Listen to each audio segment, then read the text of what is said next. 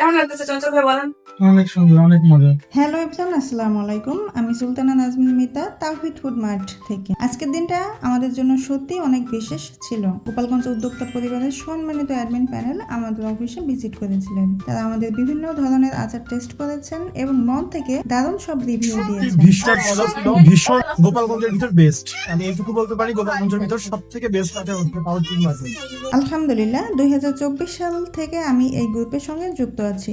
যদিও খুব বেশি সময় দিতে পারি না, তবুও এই পরিবারের সবার ভালোবাসা, দোয়া আর উৎসাহ আমাকে সবসময় এগিয়ে যেতে শক্তি দেয়। আজ তারা শুধু আমাদের অফিসে অতিথি হয়ে আসেনি, বরং পরিবারের মানুষের মতো পাশে থেকেছেন। তাদের এই আন্তরিকতা আমি কখনোই ভুলবো না। আপনিও যদি আমাদের ঘরোয়া আচার টেস্ট করতে চান, তাহলে একদিন অবশ্যই চলে আসবেন আমাদের অফিসে।